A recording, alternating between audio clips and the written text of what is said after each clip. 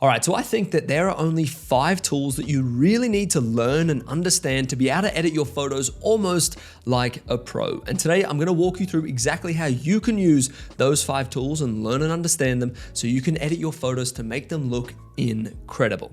So without further ado, let's dive in to Lightroom Classic and get this video started. All right, so first up on the list, of course, is going to be our basic panel. If we open up the develop tab here and we move our way over to the basic panel on the right, you can see that we're controlling the temperature, the tint, the exposure, the highlights, the contrast, the shadows, the whites, the blacks, so on and so forth. And this is such an important tool to learn, use, and understand because this is going to be where you correct your image. For example, if we have a look at our shot here, you can see it's pretty dark. It's also maybe a little bit on the warm side of things. So the best way that we can correct this image to make it look like it was 1, true to eye, and 2, exactly how we want to make it look is inside of our basic panel. So the first thing I'm going to do is head over to our white balance sliders right here. And then I'm just going to slightly drop the temperature a little bit, cool things off just a touch as things were a little bit too warm for my liking. Then I'm going to make my way down to the exposure slider right here and just start to increase the exposure slider. This is going to overall lift the entire brightness of our shot, and just like that, things are already looking way more true to life. Then if we make our way down to our contrast slider right here, if I increase this, it's going to make the darker parts of my image darker and the brighter parts of my image brighter. And if I reduce the contrast slider, it's going to make the darker parts of my image brighter and the brighter part of my image darker. So for this image here, I would almost say that the contrast is more or less dialed in. We've definitely got bright brights and dark dark. So I'm going to leave my contrast slider as is. Then moving on to the highlights, shadows, whites, and blacks. This is where we can get a little bit more selective of where we're controlling the exposure in our shot. For example, if I have a look at the top left-hand corner of the shot, you can see that we've definitely got a really bright sky. So what I might do here is just come down to the highlight slider, reduce the highlights ever so slightly, and now I get to bring back a lot of the details that I was otherwise losing in the highlights in the top left-hand corner of the shot. Of course, this is going to affect the highlights throughout the entire image, and same thing goes for the shadows. This is going to affect all the dark parts in our image, so maybe just brightening up the shadows a touch kind of brings a little bit more life into this shot as well. And then the whites and black sliders control the white point and the black point of our shot. For example, if we drop our black slider, you can see that things get very, very dark. The darker parts of our shot get extremely, extremely dark. And same thing goes with our white slider. If I increase this, you can see the bright parts of our image get extremely, extremely bright. So for this image, I'm going to leave them as is once again. So just with the top half of the basic panel, our white balance and our tone sections, we are able to completely correct the exposure and the colors in our shot. And I think that the basic panel is one of the most foundational tools to any edit inside of Lightroom. Next up on the list, let's check out the tone curve. If we make our way past the basic panel, we will be greeted with the tone curve here. Now, if you're only opening up Lightroom for the first time, chances are your tone curve actually looks a little bit like, but for every single one of my edits, I use the second tone curve along, which controls exactly the same things that the first tone curve controls. However, you just get a little bit more freedom and flexibility of where you want to place dots. And I find this one just a little bit easier to understand. Now, the tone curve also impacts how bright and how dark our image is and the overall contrast level. However, I find when I'm using the tone curve, I can fine tune things to absolute perfection. And that's why I find this tool so important in any Lightroom edit. So how do I use the tone curve? Well, like I said, you want to make sure you're in the point curve tone curve. And then what I do is I add 3 points along the tone curve, which now gives me a total of 5 points. We've got the first one down here in the bottom left-hand corner that was already placed on the curve, and this is the black slider. The next point here controls the shadows. We then move to controlling the midtones, the highlights, and then the whites up here. So for an image like this, what I would do is looking at slightly dropping the shadows ever so slightly, increasing the midtones just a little bit, increasing the highlights just a little bit as well. And then I would come down to the black point. I would raise this up just a touch, maybe a little bit more than usual. And then I would come over to the white point here and just look at dropping this down. Now, what this tone curve will do is add a nice level of contrast in your image and then also fade out the darkest parts of your image and fade out the brightest parts of your image as well. And I've fallen in love with this look over the past few years. If we just turn off the tone curve, so this is before the tone curve and after the tone curve, I can't even put my finger on exactly what it is. I just find that this tone curve works on 99% of my shots and always makes them look that little bit better. I find the tone curve to be such a powerful tool and essential in any photo edit. Now, making our way past the tone curve, let's dive into the HSL tab. This stands for hue, saturation, and luminance. Now, once again, chances are your color mixer tab will not look exactly like mine is right now. Chances are it might look a little bit something like this, this, or this. And if that's the case, all you want to do is make sure you're adjusting HSL, not color. It also might look like this, but make sure you are on HSL and then click all. And this way you get to see every single color that Lightroom has preset that you're able to change. And then you get to see all of the controlling sliders. And this is where you get to control individual colors in your image.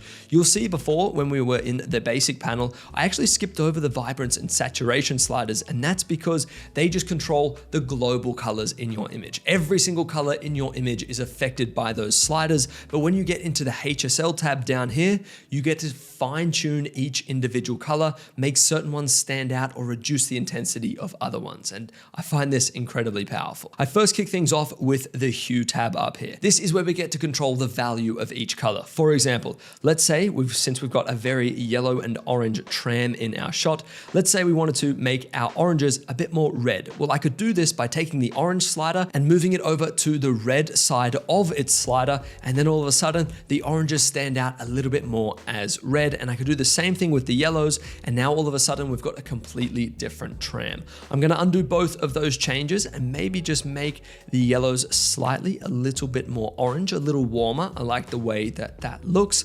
And then we can make our way into the saturation tab. Here we might actually just increase the saturation of our yellow and orange to kind of help our tram pop, and then also help these lines down in the bottom left-hand corner of our shot pop out a little bit as well. I am, however, going to remove a little bit of blue from my image as I'm really not liking this reflection up here. So what I can do is reduce the saturation, which is the intensity of each color. I'm going to reduce the saturation of the blues, the aquas, and even the greens. And this is just going to make especially that window in the top left-hand corner a little bit less prominent. Then moving into the luminance down here, this is where you get to control the brightness and darkness of each respective color. For example, let's have a look at our yellow slider here. If I increase the luminance, it's going to make our tram a little bit brighter, and the exact opposite is going to happen if I reduce the luminance of our yellow. So for this shot here, I might actually increase the yellow luminance ever so slightly, and then decrease the luminance of the blues, the aquas, and the greens to sort of help kill off those colors just a little bit more. Now, if you're this far into the video, I know that you are definitely interested in editing your photos and editing your photos well. And for that, congratulations, you're taking a huge step in your photography progress. But I just quickly wanted to tell you about my brand new Lightroom course, which is called the Lightroom Launchpad.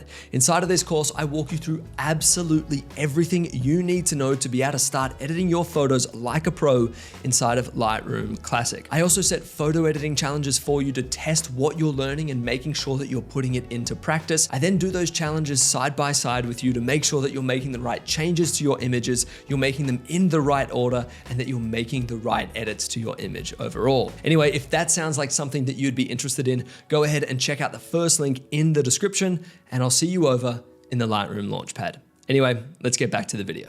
All right, let's now move on to the fourth tool, which is masking. Masking is massive. If you've seen any of my Lightroom Classic editing workflows, you'll know that I use and abuse the masking tool like crazy. And that's because what you get to do with the masking tool is just simply select a small part or a big part, up to you, a part of your image that you would like to edit, and then only make adjustments to that part of the image. Let me show you exactly what I'm talking about. So if we make our way to this weird little circle here, this is the masking tool. And what we can do here is select from a handful of different masking tools, which gives us a few options of how we want to select certain parts of our shot. For this video, I'm only going to be focusing on the radial gradient, as I find I use this one the absolute most. I'm going to add 3 masks to this shot to make it really pop and really bring a load of life into this image. The first one I'm going to do is add a radial gradient over the entire shot. I'm going to center center the mask, I'm then going to invert the mask, and then I'm going to drop the exposure. This is gonna really help our tram stand out from the shot quite a lot, and this is a mask that I put on every single one of my images.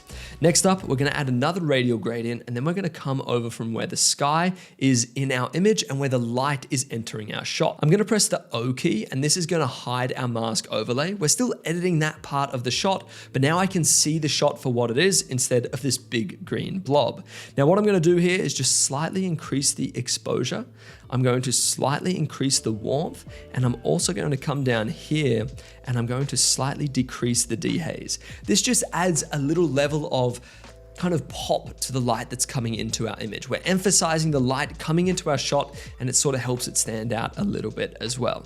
And then last but not least, I'm gonna add another radial gradient, but this time we are going to just put it just in this little corner down here, right beside the tram. I'm gonna press O once again. We can scroll up to the top, and now I'm just gonna simply reduce the exposure just a little bit. And then just like that, we have added 3 masks to our shot, and what that has done is helped us make our tram stand out and help the light in the image stand out as well. You can go absolutely crazy inside of the masking tool, and I walk you through exactly how you can use every single tool inside of the masking tool over in the Lightroom Launchpad to make sure you have all the knowledge you need to take advantage of such a powerful tool that can make such a dramatic effect to your images. All right, and last but not least, let's move on to the 5th tool. We're talking about the crop tool. All we've got to do is come over to our crop tool here, and now I want to walk you through a few little tips and tricks to make sure that you can take advantage of the crop tool as much as possible, and then it's as simple as pressing enter and locking in your crop. So